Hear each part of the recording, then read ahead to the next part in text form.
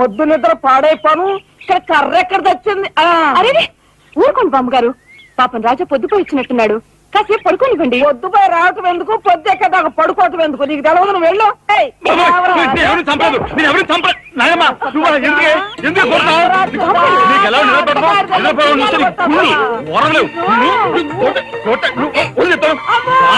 నిద్రపోనకుండా కొట్టుకొని పైగా ఉంచేస్తుంటావు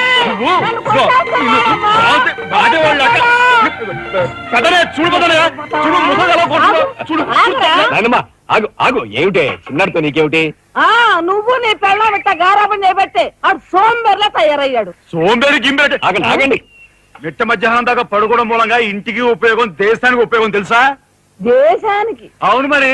నాలాంటి వాళ్ళకి ఉద్యోగం రాకపోవడం వలన స్ట్రైకులు చేసి బస్సులో తగలబెడతామా? అలాంటివి ఏమీ చేయకుండా యువతలు నిద్రపోవడం మూలంగా దేశానికి ఎంత ప్రశాంతత.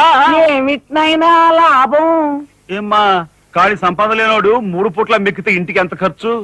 అందుకే అర్ధరాత్రి వచ్చి మిట్ట మధ్యాహ్నం దాకా నిద్రపోతాను. దాని మూలంగా రాత్రి భోజనం, తెల్లారి కాఫీ, టిఫిన్లు నీకు ఆదా కాదా? ఏనా ఇక పెద్దనే అంటావా? వాడు మధ్య తరగతి మనిషి, బోడు బరువు బాధ్యతలు ఉంటాయి, 10 మందికి సమాధానం చెప్పుకోవాలి కాబట్టి పొద్దునే లేవాలి. ఇక సీతమ్మ లాంటి వదిన అంటావా? ఇంటి చాకరీ బోర్డు అంత ఉంటుంది, ఆవిడ పొద్దునే లేవాలి. ఇక చిన్నయ్య, ఇదిగో వీడు ఒక పుస్తకాల పురుగు, ఎప్పుడెప్పుడు ఐఏఎస్ పాస్ అయిపోదామని ఉంటుంది కాబట్టి తను పెందడే లేవాలి. ఇక చిన్నపిల్లలు పొద్దునే ఆడుకోవాలి, చదువుకోవాలి కాబట్టి వాళ్ళు పెందడే లేవాలి. నువ్వు నేను ఎందుకే పెందడే లేవటం? నా మాట విని నాయనమ్మా, నువ్వు నాతో పాటు అర్ధరాత్రి వరకు గాలి తిరుగుడు తిరిగి ఇంటికి వచ్చి నిద్రపోయి లేటుగా లేచావనుకో, ఇంటికి ఖర్చు తగ్గుద్ది, నాకు నీ దశ తగ్గుద్ది. ముదిరిపోయావురా. చిన్నబాబు నీళ్ళు తోడుతున్నా వచ్చేసి. ఎంత పొగర్రా నీకు? ఉదయంతా చాకరీలు చేయించుకుంటావా? ఏంటి తోడాలి, సబ్బెట్టాలి, రఫాలించేస్తానే అనుకున్నావు? నువ్వు చేయాల్సిన పనులు వదంతో చేస్తావు, నేను నిన్ను కేకలు పెడతావు అనుకుంటే నువ్వు ఎదురొస్తావా? అయినా ఈ వయసులో నువ్వు చేయాల్సిన పనులు ఏమిటి? ఏంటయ్యా? నాకు సేవలు చేసుకోవటం. ఏంటి? తాతయ్యకి ఎలాగో సేవలు చేయలేదు, నాకు సేవలు చేసుకో. దేవుడు మెచ్చి నీకు స్వర్గ దూరాలు తెలుస్తాడు. నిజమేనట్లా చిన్న నిజమే ముసుదానా.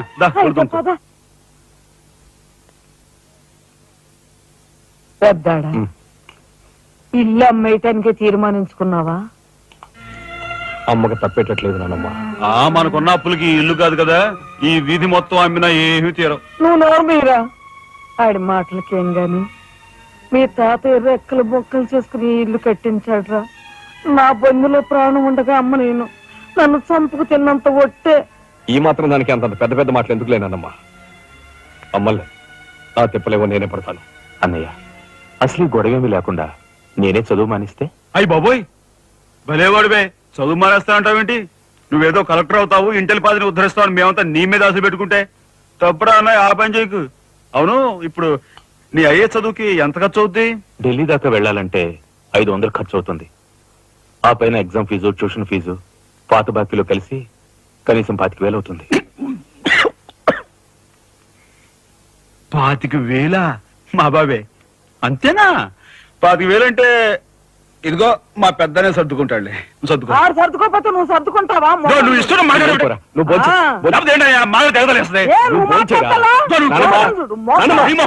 ముందు వాడు బొంచని. రాఘవా, ఏ పరిస్థితుల్లో నీ చదువు ఆగిపోవడానికి వీలేదురా. ఎంత ఖర్చైనా సరే డబ్బు సంగతి నేను చూస్తాను. నువ్వు నీ ఏర్పాట్లో ఉండు. అదిగో వచ్చారు నీ గాడిది గ్యాంగ్. ఊసే గాడిద వచ్చి మేసే గాడిదని చెడగొట్టిందంట. మెయిటి అయిందిగా, ఇక లేచండు. నాయనమ్మా, సాయంత్రం వచ్చేసరికి మునక్కాయ కూరలో ఉప్పు చేపేసి వండి పెట్టవా? మునక్కాయన్ని ఉప్పు చేప వండి పెడతా. కొంటిదానా? నీ తాత ఇట్టగా ఏడ్పిస్తూ తినేవాడురా. ఈడు అన్ని ఆయన పోలికలే. ఏంటి ఈ రోజు మన ప్రోగ్రాం? ఏముందిరా, షారా మామూలే. ముందుగా ఉద్యోగాల వేట, ఆ తర్వాత అమ్యూజ్మెంట్ పార్క్, కొడుకుసే వాళ్ళకి ఇల్లు చేరుకోవడం. హిందూ వదనకే మీ ఓటు. మనాడికి రాజకీయాలంటే ఇంట్రెస్ట్ లేదు, కానీ అప్పట్లో మనందరం కలిసి హిందూ వదన జిందాబాద్ అని ఉంటే ఈ పాటికి ఒక్కొక్కడికి 10 ఉద్యోగులు ఉండేవి. హిందూ వదన జిందాబాద్. బోలో స్వతంత్ర భారత్ కే, బోలో స్వతంత్ర భారత్ కే. నమస్కారం ఎస్పీ గారు. హాయ్ చుక్కి. ఏమండి, ఒక కేసు తెచ్చాను, మర్డర్ చేసి పెట్టాలి. ఏమయ్యా సిద్ధాంతి, నీకేమైనా మతిపోతుందా? మద్దళ్ళ గురించి పోలీసు వారి ముందు జంకు గొంకు లేకుండా మాట్లాడేస్తా. ఆయన దగ్గర మనకు జంకెత్తుకండి, ఆయన పళ్ళు ఆయనకు ముడుతూనే ఉందిగా. ఎటు వచ్చి ఓ పక్క మర్డర్ కేసులు చూస్తున్నాను, మరో పక్క మరణ మొత్తాలు పెడుతున్నాను. నా విషయంలోనే కాస్త చిన్నదో చూస్తున్నారు. ఇది ఏమైనా బాగుందో చుక్క? మా సిద్ధాంతి శని గ్రహానికి ఎక్కువ, శుక్రగ్రహానికి తక్కువ. చదువు నవ్వుని పళ్ళుని ఒకేసారి మూసేయి. ముందు ఈ కేసు మాఫీ చేసే పని చూడు. లేదురా, ఒకటే ఉంది. ఏ ప్యాడ్ పెట్టుకొచ్చా కక్కుర్తి.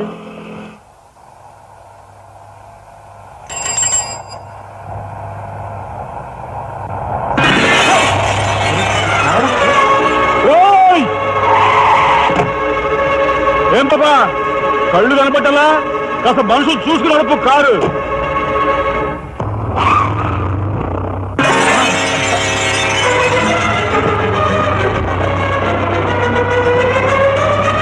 ఎంత పొగర్రా దీనికి.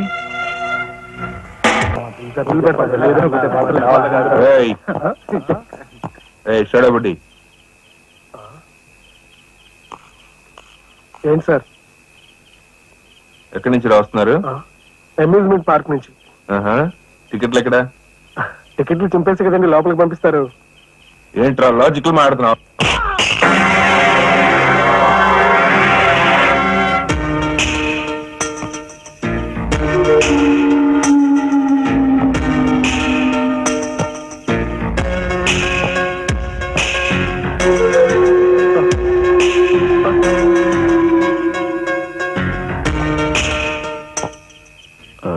ఎందుకు సార్ మా వాడిని కొట్టారు? పక్క వీధిలో కార్మిక నాయకుడు మర్డర్ జరిగింది. ఆ మర్డర్ చేసింది మీరే కదరా? ఏంట్రోయ్ డ్యూటీ దిగిపోతూ మందు కొట్టి ఇంటికి వెళ్తున్నారేమో అని డౌట్ వచ్చి. ఏంట్రా కూర్చోవ్?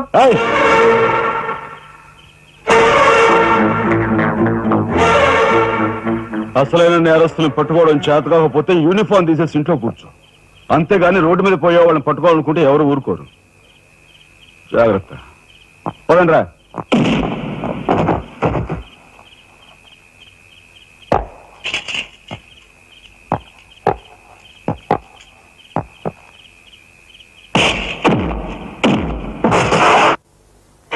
పోలీస్ ఇన్స్పెక్టర్ అయి ఉండి వాళ్ళతో దెబ్బలు తింటాను నీకు సిగ్గులేదు?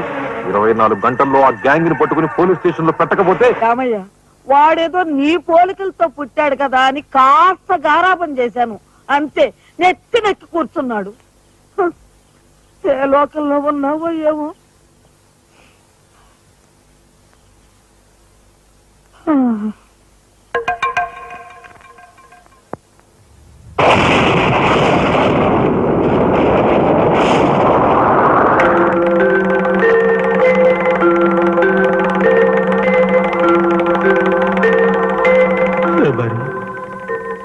ఏమిటి ఆ చూపు? నేను గుర్తుపట్టలేదా? అయ్యా నా దేవుడు, నువ్వా? అయ్యా నన్ను తాకరాదు. ఆత్మ రూపంలో ఉన్న నన్ను తాకితే మాయమైపోతాను. అపచారం అపచారం. అయ్యా, పచ్చికొండగా ఒక్క రోజు కూడా గడ్డం మాయనిచ్చేవాడివి కాదు. మగ మహారాజులాగా మెలమెల మెరిసిపోయేవాడివి. ఇప్పుడు ఏంటయ్యా గడ్డం అట్ట మాసింది? అదక్కడి రూలు. ఏమిటి చిన్నాడు మీద విరుచుకు పడుతున్నావట? వాడు ఒట్టి అల్లనాడైపోయాడయ్యా. వాడిని ఇంటికి రాని వాడి కాళ్ళని కొడతాను. ఎంత పొరపడుతున్నావు శబరి? చిన్నాడంటే ఎవరనుకున్నావు? ఎవరు? నేనే. ఆ, నీ మీద మమకారం చావక, ప్రేమ తీరక మళ్ళీ వాడి రూపంలో జన్మించాను. వాడే నేను, నేనే వాడు. నువ్వా? చిన్నాడిది నీ అంశ? ఒట్టు. మరి ఇన్నాళ్ళు నువ్వు నాతో చెప్పలేదేమయ్యా? ఆ ఐడియా నాకు ఇప్పుడే వచ్చింది ప్రియా. చూడు శబరి, ఇక మీదట వాడు ఎంత లేటుగా వచ్చినా, ఎంత పొద్దుకి లేచినా, ఏ పని చేసినా చేయకపోయినా వాణ్ణి కించత్ మాట అన్నావో స్వర్గంలో నేను క్షోభపడిపోతాను. అమ్మో అమ్మో, ఎంత మాట! వాడికి ఏమన్ను? అయ్యా, రాకొచ్చావు 4 మెతుకులు తినేళ్ళవా? నాకంత వ్యవధి లేదు శబరి. అవతల స్వర్గంలో నా కోసం రంభ, ఊర్వశి, మేనక డాన్స్ చేయకుండా ఎదురు చూస్తూ ఉంటాడు. శబరి, ఏమిటా అలక? సహజమే. చూడు శబరి, నువ్వు నాకు పాదాభివందనం చేసుకుంటే నీకు స్వర్గం ప్రాప్తిస్తుంది. అక్కడ మనం కలిసి డాన్స్ ఆడదాం. నిజమా?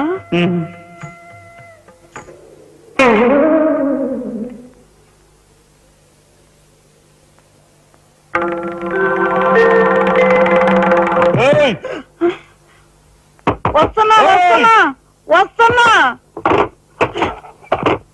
తలుపులు బాత్తుడు వినపట్లా? ఏదో లోకంలో ఉండి ఏదో లోకంలో రఫ్ ఆడించేస్తానేమనుకున్నావు? భోజనం చేసావా? ఆ, ఇంకా పడుకోలేదే? నువ్వు వస్తావని. నేను వస్తానని అర్ధరాత్రి వరకు నా కోసం ఎదురు చూస్తుంటే నీ ఆరోగ్యం ఏమైపోతుంది? పడుకో. ఏమిటా చూపు? పడుకో.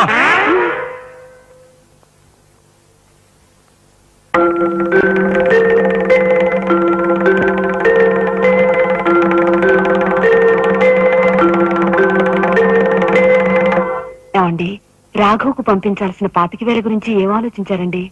అదే అర్థం కావటం లేదు లక్ష్మి. ఆ 25,000 సంగతి అలా ఉంచు. కనీసం ట్రైన్ ఛార్జీలకైనా ఇచ్చి 4-5 రోజులు ఎలాగోలా ఆ 25,000 పంపిద్దామని చెబుదామన్నా ఈ 500 అయినా పుట్టేటట్లేవు. ఒక పని చేయండి, నా దుద్దులు తాకట్టు పెట్టి. వద్దు లక్ష్మి, వద్దు. ఈ సంగతి తెలిస్తే రాఘవ అసలు చదివే మానేస్తానంటాడు. నేనే ఇంకో ప్రయత్నం ఏదైనా చేస్తాను.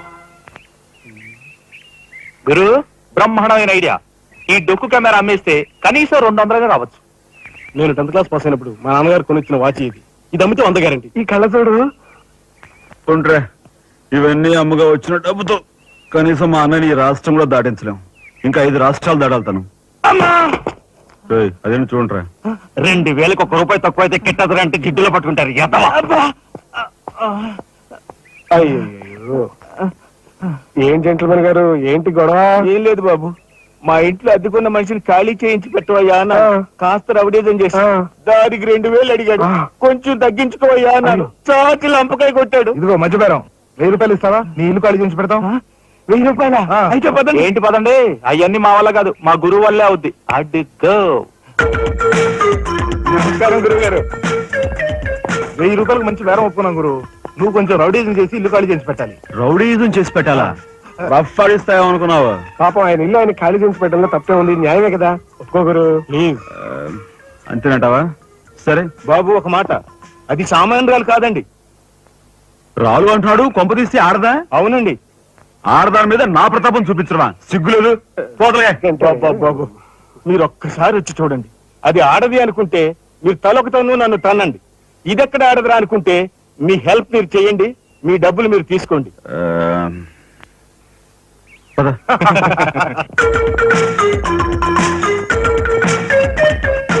ఇదేనండి ఇల్లు. చెప్పానుగా, వెళ్ళు. తప్పదంటారా? మరేం భయం లేదు, వెళ్ళు. వెంట్రా.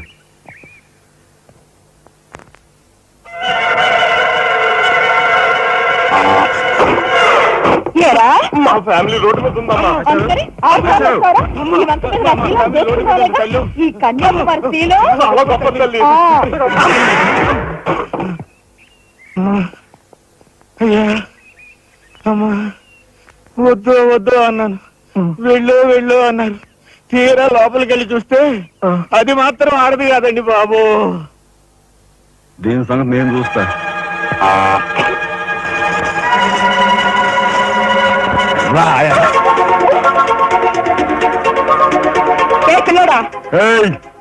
నా చేయి పట్టుకుని బజార్కి లాగేంత మగాడువా నువ్వు? ఎంత ధైర్యం నిన్ను!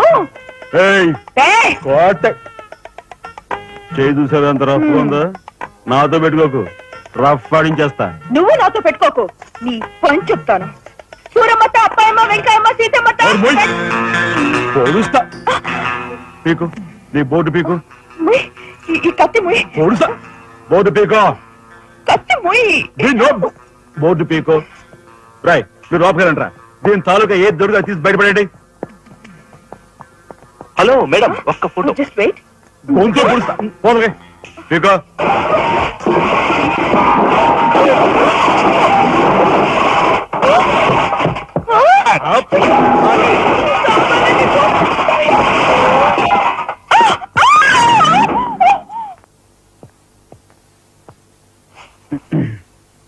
రే చిన్నాయ్, నువ్వు రేపే ఢిల్లీ వెళుతున్నావు.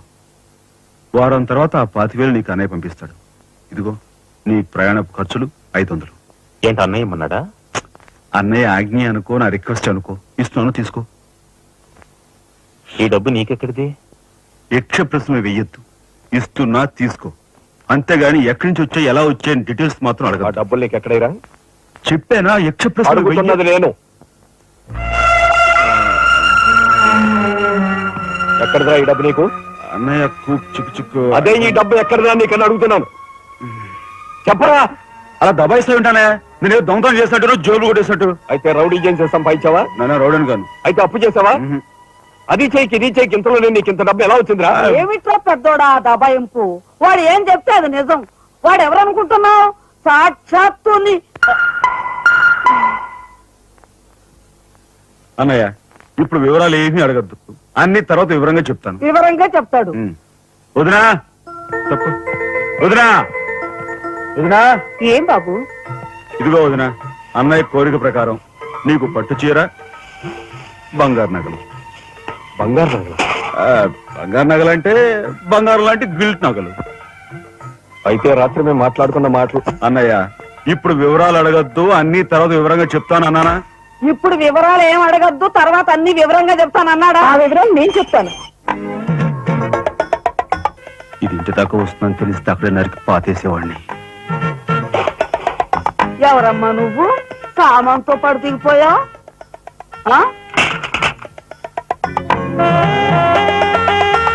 Excuse me. యారా ఏమిటి నువ్వు చేసేది? వాళ్ళ నలుగురిలోనూ అడిగితే తలా ఒక తన్ను తంటారేమోనని ఇక్కడికి తీసుకొచ్చా. ఆ అమ్మాయి ఎవరు? ఆ అమ్మాయికి నీకు సంబంధం ఏమిటి? నాయనమ్మ నిజంగా నాకు ఎలాంటి సంబంధం లేదు. ఏం సంబంధం లేదా?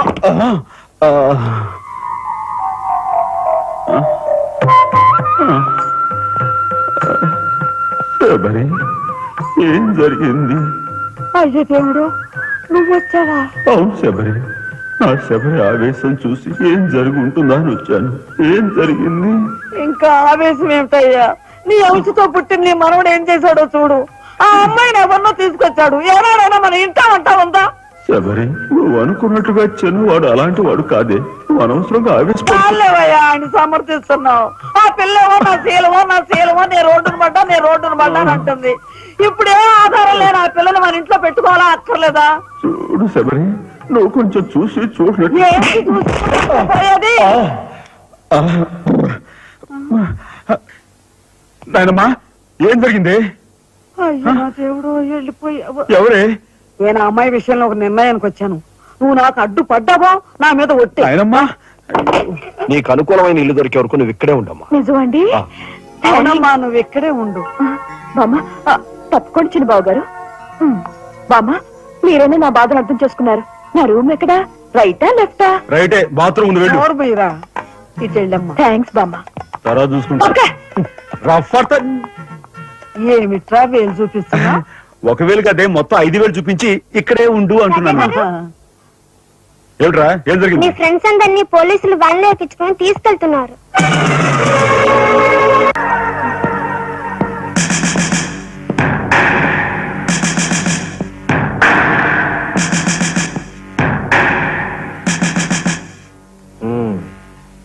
నువ్వేనా తొట్టి గ్యాంగ్కి లీడర్వి? తొట్టి గ్యాంగ్ కాదు, అనుకుంటే ప్రాణాలు తోడే గ్యాంగ్.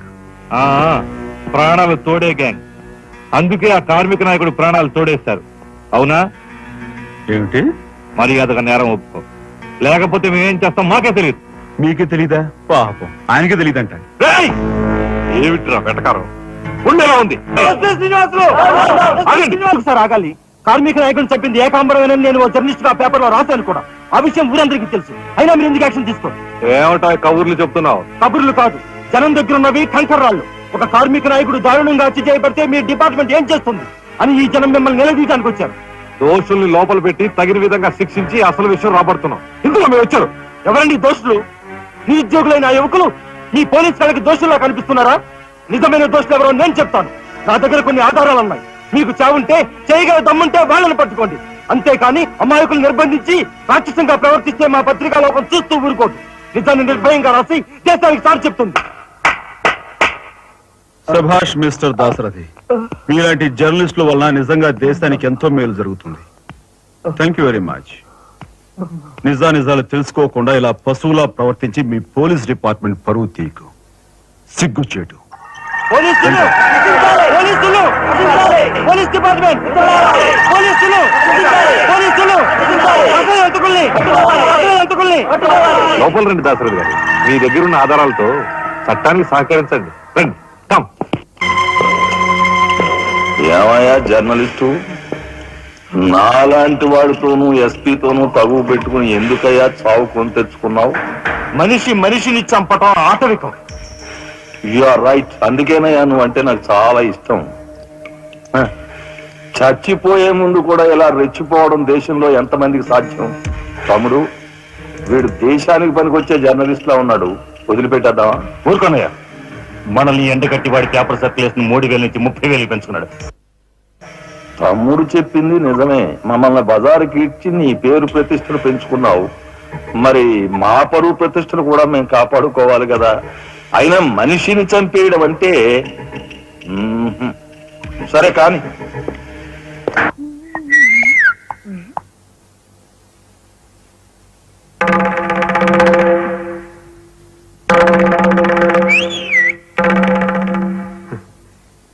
ఏమిటా చూపు? నేను మావాడు ఒకేలా ఉన్నావునా? అదంతేలే. అవును, నీకు మావాడంటే చెయ్యిలా చూపించి 4 మడత పెట్టి చెయ్యి చూసావా ఎంత రఫ్ గా ఉందో? రఫ్ ఆడించేస్తాను, జాగ్రత్త అని నువ్వు అంటుంటే నాకు ఉంటుంది. మరి అయితే ఇంకా ఆలస్యం ఎందుకు? నువ్వు కూడా రఫాడించే.